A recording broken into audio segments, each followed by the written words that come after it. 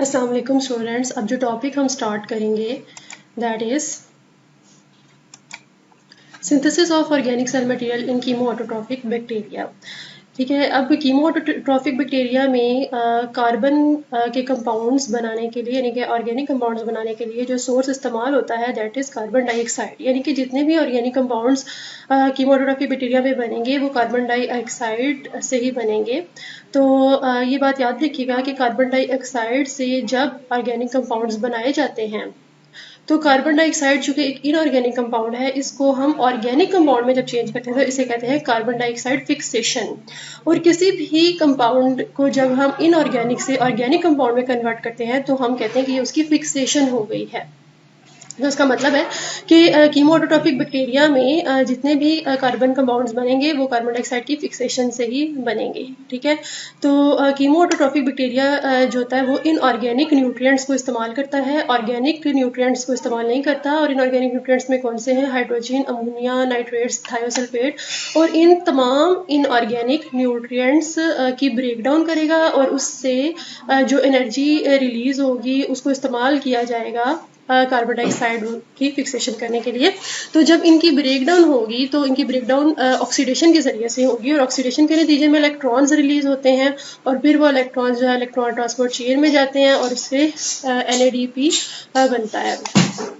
ठीक है, तो जो NADP और ATP होता है ना, ये दोनों चाहिए होते हैं कार्बन डाइऑक्साइड फिक्सेशन करने के लिए। तो सबसे पहले क्या होगा, इन तमाम न्यूट्रिएंट्स की ब्रेकडाउन होगी, ऑक्सीडेशन होगी और उससे ATP प्रोड्यूस होगी, उससे NADPH प्रोड्यूस होगी और फिर ये दोनों जब प्रोड्यूस होंगे तो फिर बाद में इन दोनों को इस्तेमाल करके कार्बन डाइऑक्साइड की फिक्सेशन की जाएगी। ठीक है जी, उसके बाद ये कार्बन डाइऑक्साइड को रिड्यूस किया जाता है। ये वही बताया इन्होंने कि कार्बन डाइऑक्साइड की फिक्सेशन की जाती है।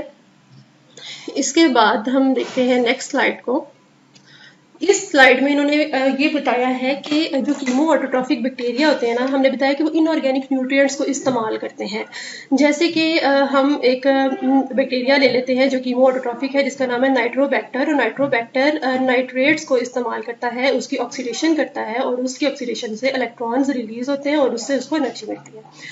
तो यहाँ पर जो नाइट्रोबैक्टर है ये जो इनऑर्गेनिक न्यूट्रिएंट्स को ले रहा है और उससे जो इलेक्ट्रॉन्स रिलीज हो रहे हैं वो इलेक्ट्रॉन्स इलेक्ट्रॉन ट्रांसपोर्ट चेन में इस लेवल पर नहीं एक्सेप्ट किए जाते बल्कि वो दूसरे लेवल पे एंटर होते हैं। अब इस बात की क्या मतलब होता है, आपने पढ़ा था कि इलेक्ट्रॉन ट्रांसपोर्ट चेन जो थी वो स्टार्ट कहाँ से हुई थी, जब NADPH2 जो था वो NADP में चेंज हो गया था और इससे इलेक्ट्रॉन्स रिलीज हुए थे। ठीक है, मगर ये यहाँ पर इसके इलेक्ट्रॉन्स जो है वो इस लेवल पे एंटर नहीं होते हैं। ठीक है, इसकी वजह ये है कि जो रिडॉक्स इलेक्ट्रॉन पोटेंशियल है ये नाइट्रेट का वो हायर है बनिस्बत NADPH के रिडॉक्स पोटेंशियल के। ठीक है, अब रिडॉक्स इलेक्ट्रॉन पोटेंशियल क्या होता है, यानी कि इलेक्ट्रॉन को अपनी तरफ खींचने की सलाहियत। ठीक है, तो इलेक्ट्रॉन्स चूंकि इलेक्ट्रॉन्स को खींचने की सलाहियत इसके अंदर ज़्यादा है और इसके इलेक्ट्रॉन्स जो हैं वो इसके पास ही रहेंगे, वो इलेक्ट्रॉन्स इधर नहीं जाएंगे क्योंकि इसकी इलेक्ट्रॉन्स को खींचने की सलाहियत यानी कि रिडॉक्स इलेक्ट्रॉन पोटेंशियल वैल्यू कम है।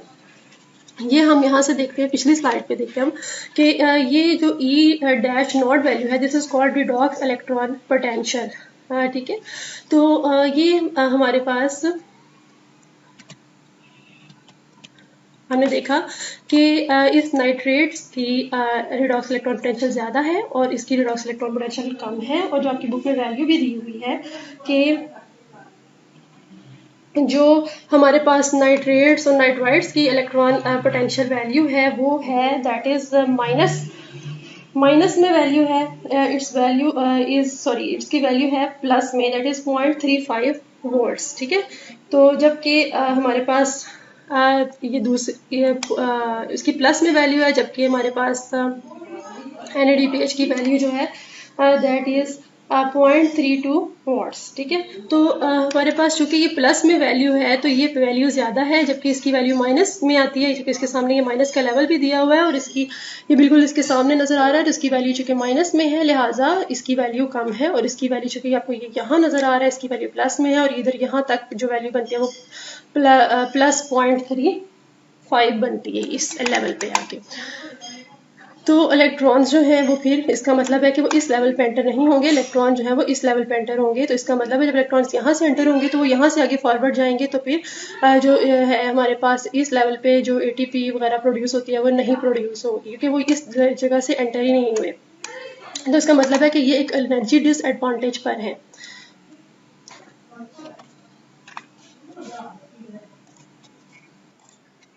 तो फिर हमारे पास NaDH2 जो है और NaDP इन दोनों की प्रोडक्शन इसमें नहीं होगी, और चूँकि इलेक्ट्रॉन्स इधर से एंटर होंगे तो फिर सिर्फ और सिर्फ ATP प्रोड्यूस होगी, लेकिन NaDPH2 की प्रोडक्शन नहीं होगी।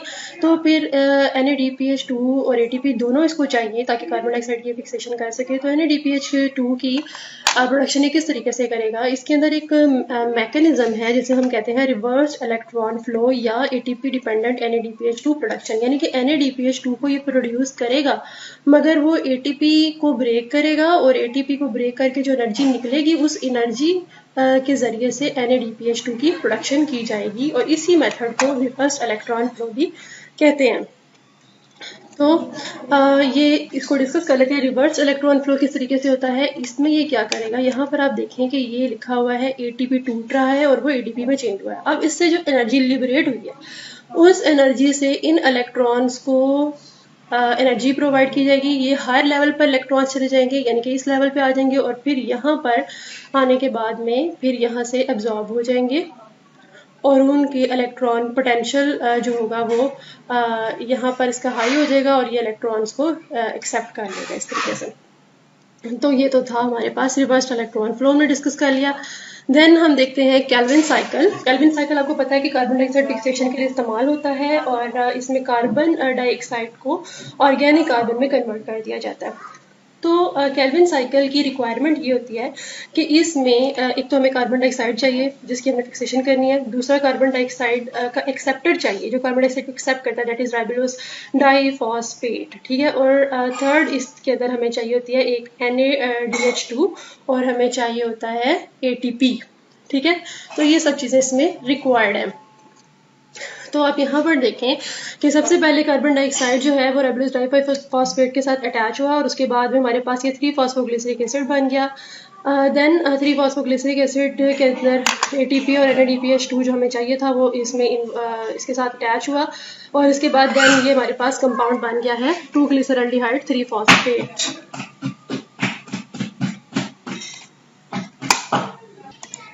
ये देखिए यहाँ पर 3-फॉस्फोग्लिसरिक एसिड एक कंपाउंड बना और ये 3-फॉस्फोग्लिसरिक एसिड दूसरा बना, ठीक है ना। अब यहाँ पर ये 3-फॉस्फोग्लिसरिक एसिड से बहुत सारे ऑर्गेनिक कंपाउंड्स बन गए, यानी कि वो कार्बन डाइऑक्साइड जो पहले इनऑर्गेनिक थी अब वो ऑर्गेनिक कंपाउंड्स में कन्वर्ट हो गई है।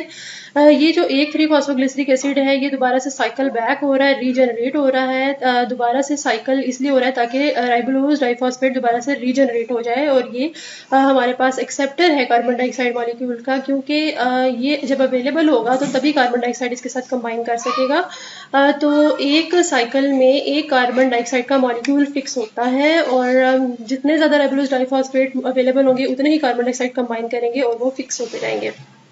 ये जो साइक्लिक पाथवे है दिस इज वेरी कॉम्प्लेक्स, और इसमें देखिए हेक्सोस फॉस्फेट बन रहा है। ये हेक्सोस फॉस्फेट जो है ये बाद में पेंटोस फॉस्फेट पाथवे में भी एंटर हो सकते हैं और ग्लाइकोलिटिक पाथवे में भी एंटर हो सकते हैं, ठीक है जी स्टूडेंट्स। तो ये हमारे पास है केल्विन साइकिल। इस केल्विन साइकिल में अगर आप नोट करें तो यहाँ पर बहुत सारी मिकदार में ATP इस्तेमाल हो रही है, ये देखें, और NaDPH इस्तेमाल हो रहा है। तो इसमें रिड्यूसिंग पावर भी बहुत ज़्यादा यूज़ हो रही है और एनर्जी भी बहुत ज़्यादा यूज़ हो रही है। ओवरऑल इसका रिएक्शन जो है वो आप इधर देख सकते हैं इस इक्वेशन में, ये ओवरऑल रिएक्शन आप याद कर लीजिएगा। तो यहाँ पर हमारा केल्विन साइकिल कंप्लीट हो जाता है।